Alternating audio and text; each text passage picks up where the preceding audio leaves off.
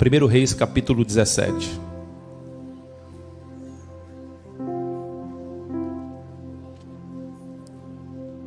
Obrigado, irmão. Versículo 7 diz assim, ó, mas... Deixa eu dar logo aqui uma dica para você. Quando a Bíblia começar com o mais, é B.O. Casa caiu. 1 Reis capítulo 17, versículo 7.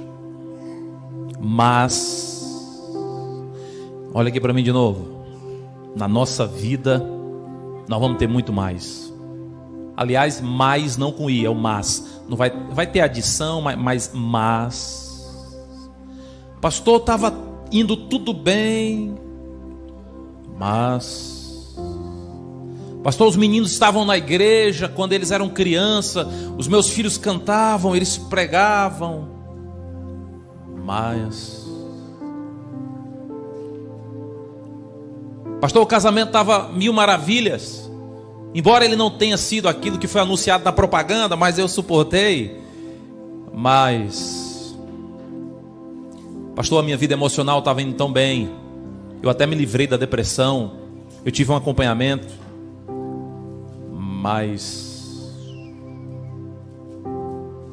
Mas, passados os dias, a torrente secou, porque não chovia sobre a terra.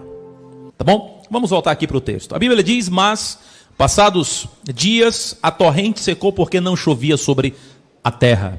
Vamos lá. De quem que esse texto está falando? Você poderia arriscar? Quem que é o personagem bíblico aqui? Profeta Elias, o homem mais mencionado no Antigo Testamento. O profeta mais mencionado no Antigo Testamento é o profeta Elias. Ele apareceu como um meteoro e da mesma forma ele também some na Bíblia. Agora, eu quero fazer uma pergunta para vocês. Segundo a palavra de Deus, Elias hoje está onde? Onde que ele está? Quem crê nisso, levanta a mão esquerda. Irmão, se tu não sabe nem qual é a mão, imagina a tua crença. Pelo amor de Deus. Elias está no céu, pelo menos segundo a Bíblia. Elias está no céu. Amém ou não amém, gente? Amém. Irmãos, tem um ser humano que já está lá no céu. Elias está no céu. Agora, se ele está no mesmo céu que Jesus está, é uma outra história. Eu estou te dizendo que ele está no céu. Tá bom? Elias está no céu, diz a palavra de Deus. E eu acredito na Bíblia. Se a Bíblia falasse que Jonas engoliu o grande peixe, eu acreditava. Eu acredito na Bíblia. Agora, interessante, né? O homem que já está no céu, olha a história dele, irmãos. Olha a história de Elias. A Bíblia diz que um dia Elias orou para ter seca e teve seca. A Bíblia diz que um dia Elias orou para chover e choveu. A Bíblia diz que Elias um dia foi alimentado, há vários dias, ele foi alimentado por corvos, garçons voadores, olha que chique. A Bíblia diz que Elias multiplicou azeite, um dia desse uma mulher estava lá, precisando de azeite, precisando de farinha. A Bíblia diz que o profeta chegou, gente, ele orou, ele multiplicou azeite, ele multiplicou a farinha. Nós hoje não estamos multiplicando nem o cuscuz, ele orou, multiplicou azeite, multiplicou farinha. Gente, o primeiro caso de ressurreição registrado na Bíblia foi com o profeta Elias. A Bíblia diz que Elias ressuscitou o filho da viúva. A Bíblia diz que um dia Elias foi para o Monte Carmelo e ele orou, desafiou 850 homens, ele orou e desceu fogo do céu. Quando a gente olha para a vida do profeta Elias, a gente fica pensando, nossa, claro que esse homem tinha que estar no céu mesmo, porque o homem orou para ter seca, teve seca, orou para chover, choveu, foi alimentado por corvos, garçons voadores, multiplicou azeite, multiplicou farinha. Primeiro caso de ressurreição foi através da vida desse homem aí, orou no Monte Carmelo, desceu fogo do céu. Então, gente, eu vou dizer um detalhe, esse homem tinha que estar no céu mesmo. Tem gente que pensa que Elias não passou por sufoco na vida. Tem gente que pensa que Elias não passou por B.O. na vida, que a casa não caiu para o lado de Elias. Só que o texto que nós lemos nessa manhã, a Bíblia diz assim, ó, mas passados dias a torrente secou, porque não chovia sobre a terra. Dá uma olhadinha aqui nos meus olhos. O contexto do texto é o seguinte: o profeta Elias, Deus chegou para ele e falou assim, Elias, vai dar um recadinho lá para o rei Acabe, que vai ter seca em todo Israel. Porque naquela época o Israel tinha se afastado de Deus. Consequência desse afastamento era seca e já tinha sido profetizado na Bíblia. Elias chegou para o rei e falou assim, ó, rei, eu tenho um recado aqui para o senhor. Vai ter seca geral. Aí Deus falou assim, ó, Elias, avisa que vai ter seca para todo mundo, E aí você agora vai para onde eu vou te mandar. Aí Elias perguntou, e para onde eu irei, Senhor? Você vai para o riacho de Querite. Eu imagino que Elias deve ter pensado, nossa, eu vou anunciar seca, vai estar todo mundo tendo seca, faltando água, e Deus vai me levar para o riacho.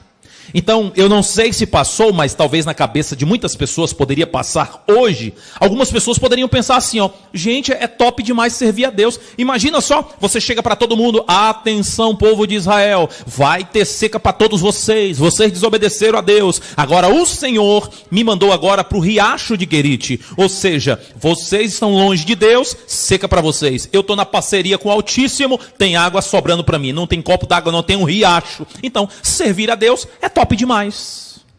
Aí tem gente hoje que trabalha nessa direção. Tem gente hoje que barganha com Deus. Tem gente que devolve o primeiro dízimo e já vai logo questionando, cadê a bênção? Cadê a bênção, Senhor? Por que eu não recebo? Está demorando, está demorando. Tem gente que acha que é assim, ó, dá lá, recebe cá. Bebê, não é assim que funciona com Deus, não. Ei, deixa eu te dizer uma coisa. Tem gente que pensa assim, ó, se eu servir a Deus, se eu me entregar a Jesus, se eu sou empregado, eu vou virar patrão. Se eu me entregar a Jesus, se eu moro de casa própria, Deus vai me dar uma mansão. Ou se Deus não der uma mansão, vai me dar pelo menos uma casa própria. Se eu moro de casa alugada, né? Deus vai me dar uma casa própria, na verdade. Tem gente que acha assim, ó, eu estou solteira, já estou solteira há 37 anos, e Senhor vai me libertar dessa escravidão. Então, eu vou me entregar a Jesus, porque Ele vai me dar um varão. Deixa eu te falar uma coisa. Não é assim que funciona não, bebê. Não é não. Elias poderia ter pensado, ó, eu anunciei que ia ter seca, Deus me colocou no riacho. É top demais servir a Deus, porque faz o que o homem manda, muita bênção e vitória vem para a nossa vida. A Bíblia diz que o riacho fez o quê, irmão? Irmão, com muita cautela e respeito, só olha para quem está do teu lado e diz assim, ó, o riacho secou. Fala para quem está do teu lado aí. Agora olha nos olhos de quem está do teu lado, diz assim, ó, na vida do profeta Elias. Fala aí. Agora olha julgando, porque nós temos essa habilidade, né? Diz assim, imagina na tua vida. Olha para quem está do teu lado, olha para quem está do teu lado e diz assim, ó, tu já ressuscitou quantos tu? Pergunta. Gente, o fato de você ser crente não te isenta de lutas naturais da vida. Nós vamos ter luta, nós vamos ter sofrimento, nós vamos ter tristeza, nós vamos ter aflição. Nós vamos ter tudo isso na nossa vida. Um dia desse alguém falou para mim, pastor, mas por que a gente passa por problemas? Irmão, se você soubesse, você permitiria todos os problemas da sua vida. Deus está nos bastidores cuidando de cada detalhe. Se você soubesse por que a gente enfrenta problema, irmão, tu ia pedir problema todo dia para Deus. Todos nós temos problemas. Alguns acham que pastor não tem problema. Irmão, tu acredita que tem gente que acha que quando eu terminar aqui, minhas asas estão lá fora, eu vou pegar as minhas asas e vou para Recife? Tem gente que acha que a gente não enfrenta problema, que a gente não chora. Agora, irmão, é duro ser pastor. Você sabia disso? É duro. Porque às vezes, irmão, já aconteceu comigo. Às vezes eu estou mal, mas eu preciso ministrar a palavra. Pastor, mas como é que pode? Sim, meu irmão, porque eles estão precisando, e Deus é tão bom, que a palavra que para poder chegar nos teus ouvidos passa pelo meu coração, passa pela minha mente. Você está precisando de uma palavra, Deus traz uma palavra para você, e essa palavra me abençoa. Então assim, todos nós temos problemas. Pastor morre. Amém ou não amém, gente? Misericórdia.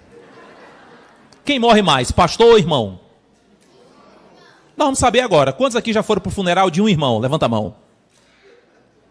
Ok, e de um pastor? Então vocês morrem mais. Pastor é que nem protagonista de filme, ele não morre, só sai baleado.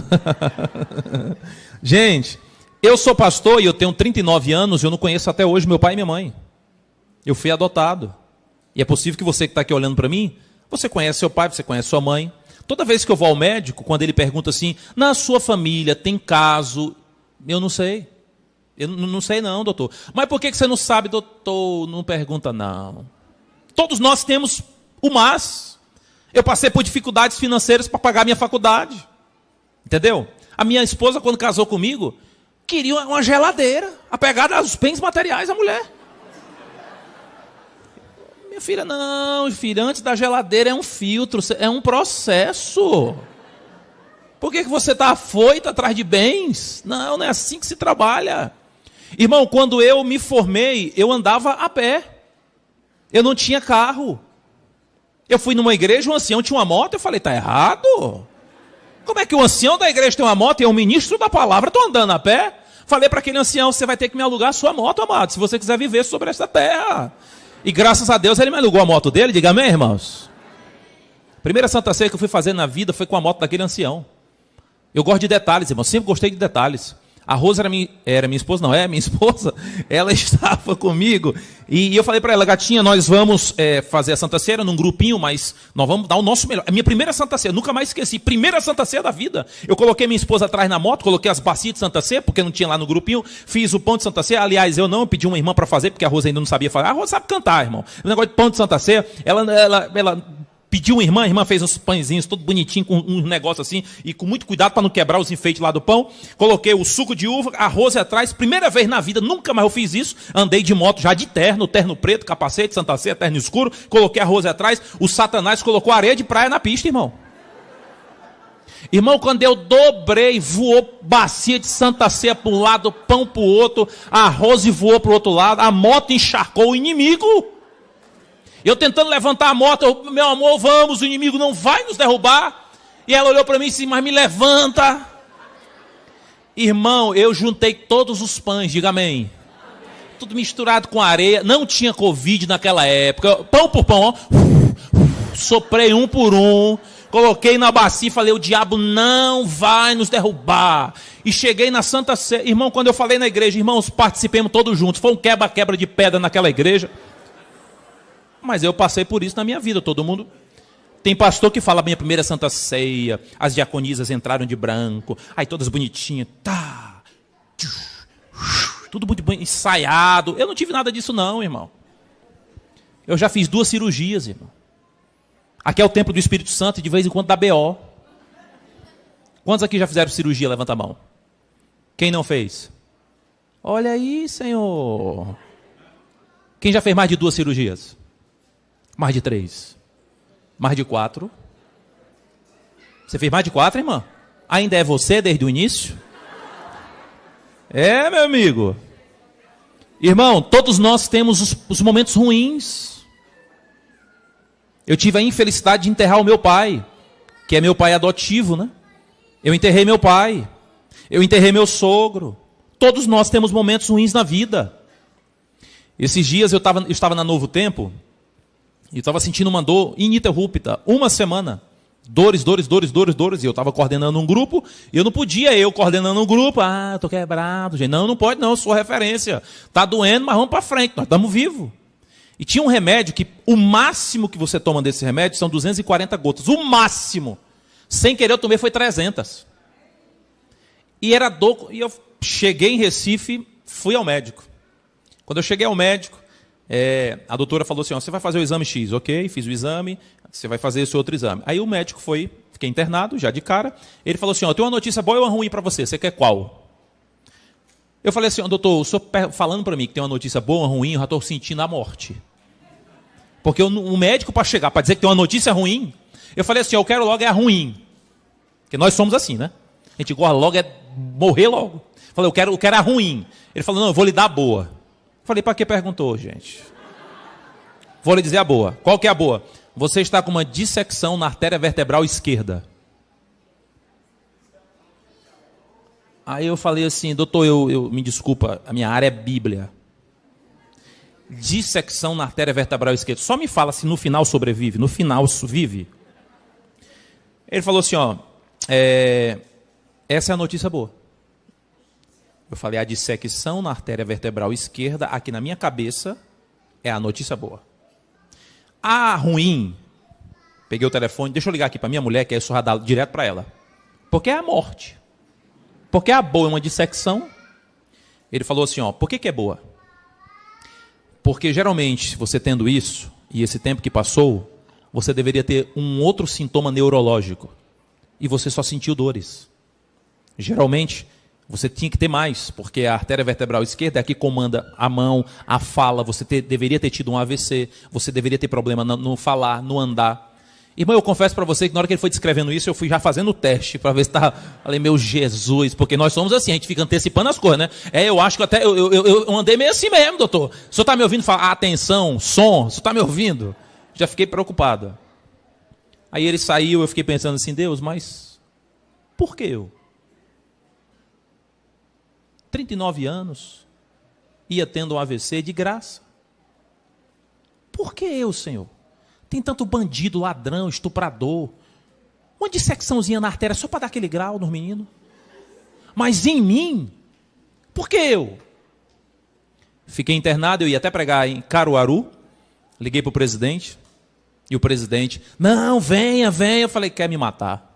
Falei, meu filho, eu vou ter que ficar internado. Fiquei 3 dias internado. E eu falei para o médico, doutor, eu não tenho tempo nem para adoecer, doutor. E eu não estou com tempo nem de pecar, quanto mais para adoecer. Então, fiquei 3 dias. E aí, assim que eu fiquei bom, quer dizer, que eu fui liberado, tinha um compromisso em Manaus, interior. Final do mundo, à direita, descendo para baixo. Para onde eu fui depois de Manaus, na região ribeirinha. Assim que eu desci em Manaus, dor de cabeça tremenda de novo. E eu com medo por causa do voo, eu falei, meu Deus, mas por que eu? Esse voo todo aqui, talvez só eu sou pastor, e só eu tenho uma dissecção. Quando eu desci, de madrugada, ainda compraram o voo de madrugada. Às vezes a gente é humilde, mas só Deus. Fiquei 2 horas esperando no aeroporto. Eu não falei nada para quem foi me buscar. 2 horas com dor, com força, e o Vasco chegou junto comigo e atuou, Vasco. E o pessoal, Vasco. Rapaz, só tinha eu e a Rosa que não estava gritando Vasco. Falei, meu amor, vamos gritar aí, porque senão vai dar B.O. pro nosso lado aqui.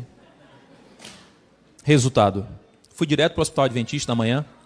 O médico que me atendeu, o neuro, falou assim, não era adventista, ele falou assim para mim, você veio fazer o que aqui? Eu falei, eu vim fazer uma missão, eu vim pregar, são 5.000 pessoas que estão me esperando ali, o senhor já tem que me liberar bem aí?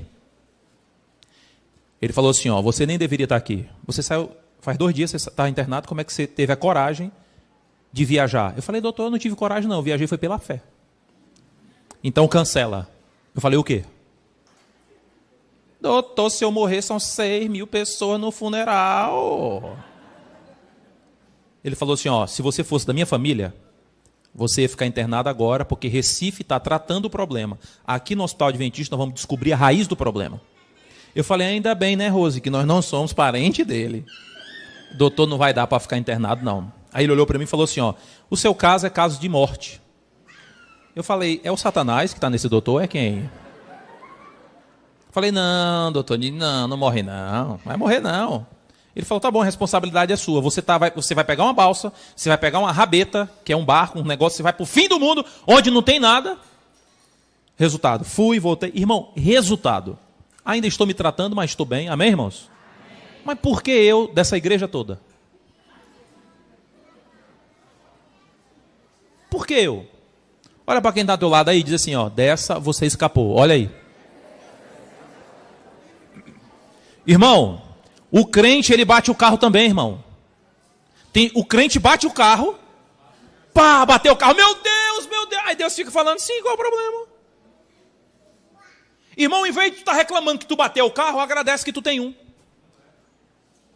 O crente bate o carro, o crente fica doente, o crente fica em depressão, o crente tem crise de ansiedade, o crente também enterra os seus parentes, os mortos, o crente também morre, o crente fica com Covid. Aí já me perguntaram, pastor, onde está Deus? Onde está Deus? Deus está no mesmo lugar que ele sempre esteve, no controle de todas as coisas. Cristo não morreu para tu ter vida fácil, ele morreu para tu ter vida eterna. Cristo não morreu para tu ter vida boa, ele morreu para você ter vida eterna. Aliás, irmão, já está profetizado em João 16:33. A Bíblia diz assim, no mundo tereis o que, gente? Mas tem o quê? Vai dar B.O., irmão, para todo mundo. O riacho vai secar para todo mundo. Paulo foi apedrejado quase até a morte. José foi atirado no calabouço. Abraão teve que quase que sacrificar o seu filho. Aí alguém já me perguntou, pastor do céu, mas por que Deus permite provações na nossa vida? Deus permite você passar por um câncer, você enfrentar um problema, você enfrentar uma enfermidade. Sabe para quê? Porque quando o próximo, alguém chegado de você, pensar em desistir, você vai olhar para essa pessoa e falar assim: irmão, não desiste não, você vai vencer, porque eu venci e vai chegar a sua vez em nome de Jesus. Diga amém. Irmão, as minhas cicatrizes não são motivo de vergonha, são memorial da minha fé. As cicatrizes, elas ferem a nossa estética, mas as cicatrizes apontam para o nosso milagre. Eu sei que às vezes a pessoa olha para você, vê que você passou por um problema, por uma adversidade, e isso vai ferir a tua estética, mas vai apontar para o teu milagre. Se Deus estivesse preocupado com cicatrizes, Deus não teria permitido Jesus Cristo ter voltado depois que ele ressuscitou para os discípulos com as suas chagas. Quando Jesus ressuscitou, lembra que Tomé falou, é o Senhor mesmo, é o Senhor mesmo? Jesus falou, toca aqui nas feridas pelas quais aqui eu fui ferido, aqui toca nas feridas, Tomé. Se Deus estivesse preocupado com cicatrizes, Jesus Cristo não estaria com elas para sempre. Irmãos, quando nós chegarmos no céu, Jesus vai estar com marcas, Jesus vai estar com feridas. Aí você não quer ter ferida na vida. Quem é tu na fila do pão, irmão? Ai, meu Deus, eu não posso ter problemas na minha vida. Nossas feridas nos dão autoridade para a gente testemunhar. Irmão, deixa eu te falar uma coisa. Hoje é problema, amanhã é testemunho. Diga amém. Sabe o que eu aprendo aqui com Elias? Deu errado aqui para ele, não deu? O riacho secou? Foi difícil? Nós vamos ter dias bons, nós vamos ter dias maus, porém nós vamos ter Deus todos os dias. Irmão, a casa vai cair, vai dar BO, vai dar problema, mas nós vamos ter Deus todos os dias. Deus usa uma situação ruim para te fazer uma pessoa melhor. Se você olhar, por exemplo, aqui, o capítulo que eu estou lendo com vocês é o 17. Se tu olhar o versículo 1, a Bíblia apresenta Elias assim, ó. Elias o Tesbita. Tesbita, irmão, é de Tisbé. Tisbé nem no mapa estava. Elias não era ninguém, Elias não é um Zé ninguém. Só que o versículo 24 fala assim, ó, és um homem de Deus. Tu percebeu que aumentou o nível de Elias? Quando Deus permitiu problemas, adversidades, uma crise, quando Deus permitiu o riacho secar, antes era conhecido como o Tisbé, é lá de Tisbé, que não é nem conhecido, ninguém sabe nem quem é, mas depois de passar por problema, depois de vencer o problema, a Bíblia diz assim, ó, é um homem de Deus. Gente, os problemas estão aí, não é para nos destruir, os problemas estão aí para nos construir. Diga amém aí, irmão. Pastor, por que Deus permite o riacho secar? Para fortalecer a tua fé. Para fortalecer a tua fé. Alguém me perguntou assim, ó, pastor, o que é fé? Simples.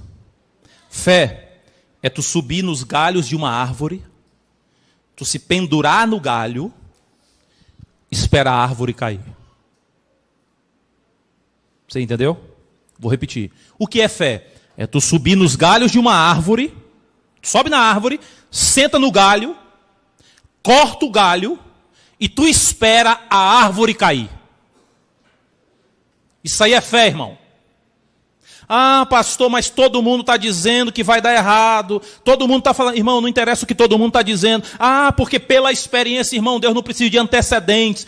Quem planta fé, acredite, colhe milagres. Para terminar, porque não é vigília, versículo 8. Então lhe veio a palavra do Senhor, dizendo, né? 1 Reis 17, verso 8. Vai para Sarepta, que pertence a Sidom, demora-te ali, onde ordenei uma mulher que te dê comida. Mulher. Vamos falar um pouquinho sobre esse assunto aqui. Interessante. Elias estava em Querite, no riacho. E Deus falou assim, ó, varão, você sai de Querite e vai lá para Sarepta, que tem uma viúva lá que vai te ajudar. Aí Elias olhou e falou assim, ó, Deus, eu estou aqui em Querite. Querite, o nome no original, significa cortar. Querite é cortar. Sarepta é casa de fundição, fornalha. É como se Deus estivesse dizendo, Elias, na história da vida, eu corto algumas coisas e depois eu vou ter que refinar outras. Eu estou preparando você. Então sai de Querite e vai para Sarepta. Em outras palavras, Deus estava dizendo assim, ó, Elias, deixa eu te falar uma coisa. Deu errado em Querite? Eu vou abrir uma nova porta para você em Sarepta. Deu errado aqui? Vai dar certo ali. Sabe o que é que eu aprendo aqui com Deus? Pode anotar o que eu estou te dizendo. Quando uma porta se fecha, o que você acha que eu vou dizer agora? Outra porta se abre. Irmão, eu já vi gente falando, pastor, eu estou desempregado. O indivíduo estava chorando porque estava desempregado. Pouco tempo depois, estava com um emprego melhor do que o emprego anterior. Irmão, deixa eu te falar uma coisa. Quando uma porta se fecha, outra porta se abre. Agora, qual é o nosso problema? A porta fechou. Qual é o nosso problema? Ai, Jesus, abençoa aqui, Jesus, pelo amor de Deus, meu pai. Aí a outra porta está aberta. Eu fico olhando para a porta que se fechou e eu não consigo enxergar a nova porta que se abriu. Ai, meu Deus, ai, meu Deus do céu, abre aqui. E Deus falando ali, varão, meu Deus, aqui, meu Deus do céu. Irmão, tu não é para reclamar, tu tá aqui é para clamar. Eu tenho o meu Instagram. E por muito tempo eu liderei a juventude, né? E uma galera que conversa. Aí eu fico observando. Ai, pastor, ele terminou comigo, pastor. Pastor, tem gente que faz. Sabe o que pede? Tem muitos meninos que pedem, sabe o quê? Grava um vídeo, pastor, falando para ela. Quer que eu grave um vídeo para reconciliar o casal. Ô, amiguinho, eu estou aqui em nome de Deus pedindo, volta para ele, bebê, volta para ele. Alguns términos de namoro se chamam livramento. Para de estar insistindo naquilo que Deus já te livrou. Você está entendendo ou você quer que eu desenhe? Irmão, o fim de algumas coisas, para Deus, é o recomeço de outras coisas. Diga amém, irmão. Olha aqui para a Bíblia, o riacho secou e Deus falou assim, Elias, agora você vai lá para Sarepta, porque lá é outra porta que se abriu. Aí quando Elias chegou em Sarepta, diz a palavra de Deus, Elias chegou. A palavra diz que na hora que Elias chegou em Sarepta, ele conheceu uma viúva. A Bíblia diz que o filho da viúva adoeceu. E eu não sei se tu lembra da história. A Bíblia diz que o filho da viúva fez o quê? Morreu.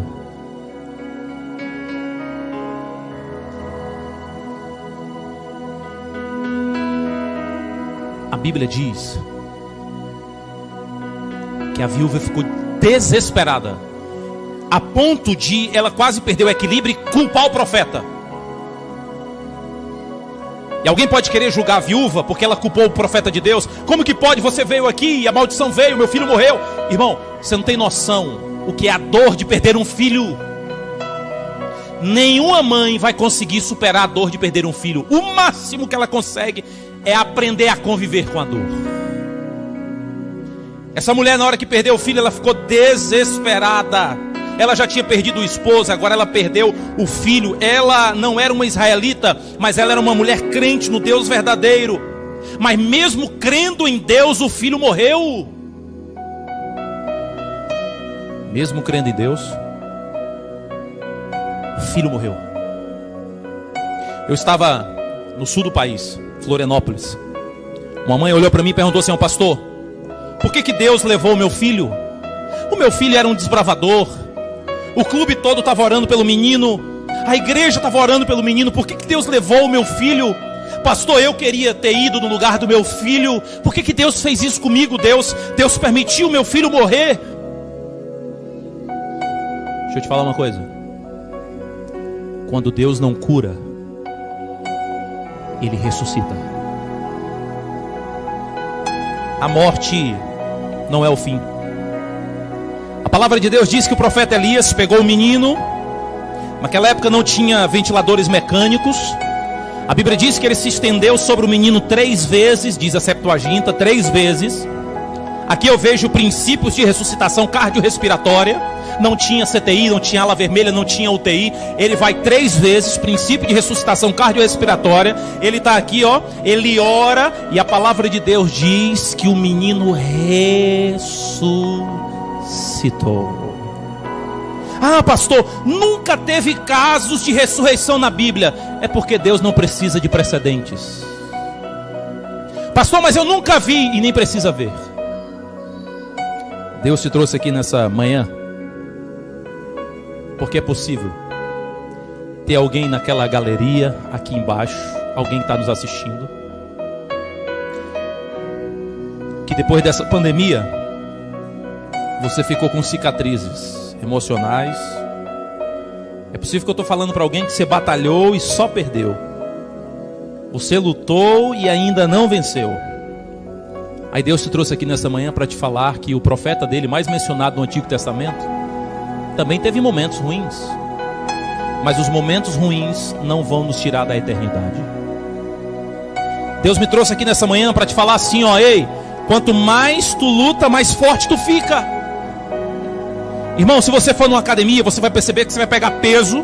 E quanto mais peso aqui, ó, mais forte tu fica. Assim é na vida. Quanto mais tu luta, mais forte tu fica.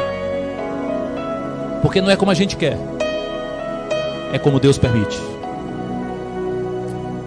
Até hoje, quando eu vou ao dentista, eles olham para mim e falam assim, pastor, os seus dentes são legais.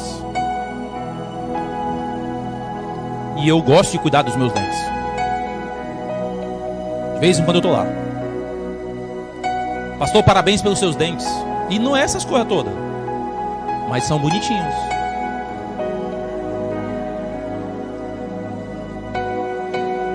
Só Deus sabe o que eu passei para estar assim, original, sem nada, original. Irmãos, meus dentes eram intrigados um do outro. Eles não se falavam. Era um para um lado e outro para o outro. Até que uma dentista chegou para mim e falou assim, pastor, por que o senhor não coloca aparelho? E eu não tinha paciência. Eu sempre pensava, não, vai colocar aparelho, demora demais. Pastor, 2 anos. Se tiver aqui algum dentista, pelo amor de Deus, me perdoe, por favor, em nome de Jesus. Mas não acredita em dentista não, irmão. Me desculpa, eu peço com muito carinho, tá bom? Tem dentista por aí, né? Me desculpa, estou falando que trabalho com aparelho. Coração, estou brincando. Ela me animou, falou assim, pastor, coloca aí 2 anos, vai dar certo. Coloquei o aparelho. Até hoje, eu tenho um trauma de uma palavra. Quando eu escuto essa palavra, eu me tremo todinho. Manutenção. Irmão, dói, mas é valendo. Até hoje eu agradeço a dentista, porque ela me ensinou uma lição para a vida. Dói, dói, mas coloca tudo no lugar. Assim é a vida. A gente apanha, a gente cai, a gente se arrasta, a gente coloca o rosto em terra, dói, mas Deus coloca tudo no lugar. Às vezes tem que doer como nunca, para não doer nunca mais. Às vezes tem que doer como nunca, para não doer nunca mais. Porque o sonho de Jesus é acabar com o meu pesadelo. E não importa se eu vou sofrer 40 anos. Alguém já perguntou para mim, pastor, mas desde quando eu nasci eu sofro, eu trouxe uma doença hereditária. Amigo, se você viver 80 anos nessa vida, se você viver 100 anos sofrendo, isso não é nada comparado à eternidade que tu vai ter ao lado de Jesus Cristo. Irmão, o que é 100 anos diante de uma eternidade? E você tem 27 e está reclamando? Você tem 35 anos e está reclamando porque está sofrendo 1 ano, 2 anos, 3 anos? Amigo, não importa. Deixa eu te falar uma coisa. Para ter coroa lá em cima tem que carregar cruz aqui embaixo. E Deus não vai permitir um fardo que você não consiga suportar. Ninguém vai usar uma coroa se um dia não tiver carregado uma cruz. E às vezes vai demorar 10 anos para chegar naquele ano que tudo muda e Deus vai mudar a tua história. Aí Deus te trouxe aqui nessa manhã para te falar assim, ó, ei, eu não vou aliviar o fardo, mas eu vou fortalecer o teu ombro. Quando Deus não alivia o fardo, Ele fortalece o ombro. O melhor está por vir, irmãos. Eu queria fazer uma oração aqui. Eu queria convidar aqui a Márcia. Não sei se ela está por aqui, a Márcia, a Alessandra. A Márcia vai cantar aqui uma música. E eu gostaria de fazer uma oração por você que está aqui nessa manhã. Por você que está aqui nessa ala aqui. Você que está aqui. Você que está aqui. Você que está lá em cima. Você que o riacho está secando. Você já pensou em desistir? Você já pensou em recuar? Você não tem explicações. Você não sabe o porquê. Por que você? Você lutou e perdeu. Até hoje você está com o rosto no chão. É possível que tenha alguém aqui nessa manhã que você está no deserto. Mas deixa eu te falar uma coisa. Hoje é deserto.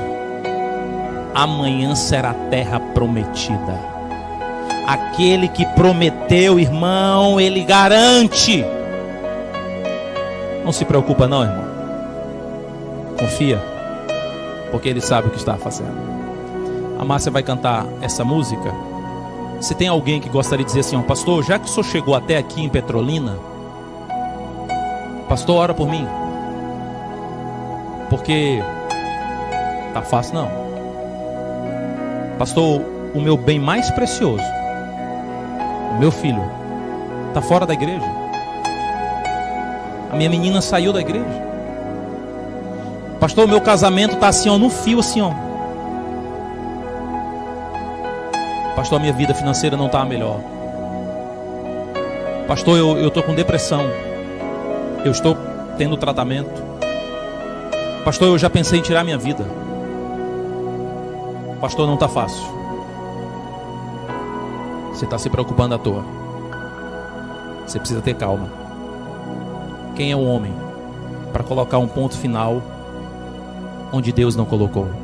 Durante essa música, se tem alguém que gostaria de dizer assim, pastor, o riacho está secando, mas eu confio, ora por mim. Durante essa música, saia de onde você está, levante-se e venha aqui à frente, porque nós vamos orar. Porque o Senhor disse, todo aquele que vier a mim, de maneira nenhuma, eu lançarei fora. Está se preocupando à toa, irmão. Descansa. Confia. Ah, pastor, mas o mar não está se abrindo. Irmão, se o mar não se abrir, Deus vai te fazer caminhar sobre as águas. Só confia, porque aquele que prometeu, garante. Eu vou fazer aqui a oração. Será que tem alguém aqui que você sabe que muito do seu sofrimento é fruto da sua escolha? Você escolheu. E a Bíblia diz que aquilo que o homem plantar, ele vai colher. Aquilo que semear, ele vai colher. Será que tem alguém aqui nessa manhã que você está afastado de Jesus? E a melhor coisa que você poderia fazer na sua vida é você voltar para os braços do seu Criador, que te conhece. Será que tem alguém aqui nessa manhã que você está afastado de Jesus e você gostaria de dizer assim, pastor, quer saber de uma coisa? Eu já fiz tantas escolhas erradas, está na hora de eu fazer a escolha mais certa da minha vida. Pastor, ora por mim, porque eu quero voltar para os braços de Jesus. Eu estou afastado, estou afastada, mas eu preciso e quero voltar para os braços de Jesus. Tem alguém que se encontra afastado ou afastada e gostaria de dizer, pastor, ora por mim, porque eu preciso voltar para os braços de Jesus. Tem alguém aqui nessa manhã? Deus abençoe, Deus abençoe, Deus abençoe, Deus abençoe você. Mais alguém aqui nessa manhã? Parabéns, viu? Pastor, qual é o caminho de volta? É o mesmo que saiu. Voltar atrás para Cristo significa progresso. Que o seu nome